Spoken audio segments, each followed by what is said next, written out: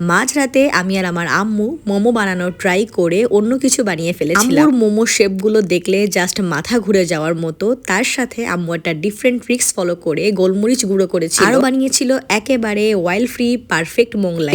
সব কিছু ডিটেলস নিয়ে থাকছে আজকের ভিডিও। যেহেতু আমার আম্মু যখনই আমার বাসায় আসে দুদিনের জন্য, তখনই আমি একটু বেশি বেশি করে ফ্রোজেন আইটেম বানিয়ে রাখি। সেইভাবেই সেদিন আমি মোমো আর স্প্রিং রোল ফ্রোজেন করার জন্য সবকিছু রেডি করছিলাম। অ্যাজ ইউজুয়াল সব দিনের মতো আমার শাশুমা সুন্দর করে মোমোর ময়দাটা মেখে দিচ্ছিল। এদিকে আমি আর আম্মু স্প্রিং রোল বানাতে বানাতে বেশ রাত হয়ে যায়, মামনি ঘুমিয়ে পড়ে। তারপরে আমরা মোমোর স্টাফিং রেডি করছিলাম। মোমোর রেসিপি যেহেতু আমি কয়েকবার আপলোড দিয়েছি, তাই আলাদা করে আর দিব না। এভাবে অ্যাজ ইউজুয়াল মাংসের কিমার সাথে একটু সবজি, পেঁয়াজ কুচি, সয়া সস, লেবুর রস, গোলমরিচ মিক্স করতে হয়। এইভাবেই ভালো করে মিক্স করতে যেয়ে খেয়াল করলাম আমাদের বাসায় গোলমরিচের গুঁড়া করা নাই। আর তখন যেহেতু অলরেডি 11টার বেশি বাজে, তাই আম্মু ভাবলো কিভাবে শব্দ না করে গোলমরিচ গুঁড়া করা যায়। পেপারের ওপরে শিলপাটা দিয়ে ভালো মতো গুঁড়ো করে নিচ্ছিল। এ নিয়ে তারপরে আমরা সুন্দর করে মোমো বানাচ্ছিলাম। আর সেদিন মোমোর শীট বানানোর এই ময়দা মাখাটা এত ভালো হয়েছিল কি বলবো। আর মোমো বানানো অ্যাকচুয়ালি এত ঝামেলার যে একা বানাতে গেলে অনেক কষ্ট হয়ে যায়, তো আম্মু থাকাতে বেশ হেল্প হয়েছিল। নর্মালি আমি যখন একা বানাই আমার কিন্তু আসলেই অনেক কষ্ট হয়ে যায়, বাট সেদিন আমার আসলেই তেমন কষ্ট হয়নি, কারণ আম্মুই সব কাজ করছিল। মায়েরা আসলে এমনই, মেয়েদের কষ্ট দেখতে পারে না। এ নিয়ে তো আর কি, আমি অ্যাজ ইউজুয়াল যেভাবে মোমো শেপ দেই সেভাবে সুন্দর করে দিচ্ছিলাম। তাও আপনাদের সুবিধার্থে ভালো করে একটু স্লো মোশনে দেখিয়ে দিচ্ছি। আসলে মোমো শেপ নিয়ে খুব একটা না ভেবে যেভাবে পারেন সেভাবে বানিয়ে ফেলবেন, কারণ আমার আম্মু যে মোমোগুলো বানিয়েছিল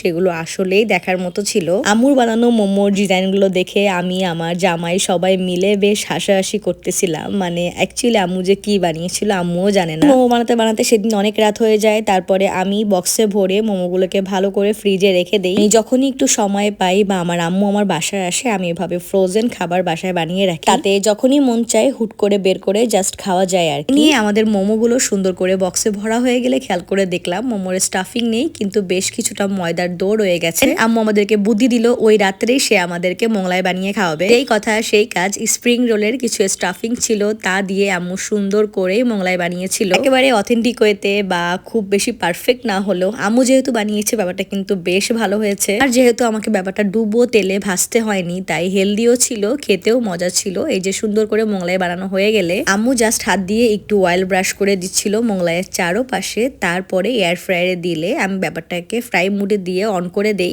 দেন 20 মিনিট রেডি করার পরেই কিন্তু একেবারে পারফেক্ট মোংলাই হয়ে গিয়েছিল। মূলত সেদিনই আমি এয়ার ফ্রায়ারটা কিনে এনেছিলাম। তো বলা যায় আমার এয়ার ফ্রায়ার কিনে আনার পরে প্রথম কোনো কিছু বানানো হয়েছিল সেদিন। তো আলহামদুলিল্লাহ সেদিন মোংলাইটা খেতে বেশ মজা হয়েছিল। আর আমরা মোংলাই খাওয়া দাওয়া শেষ করে ঘুমিয়ে পড়েছিলাম। আজকের ভিডিও এতটুকুই। আল্লাহ হাফেজ।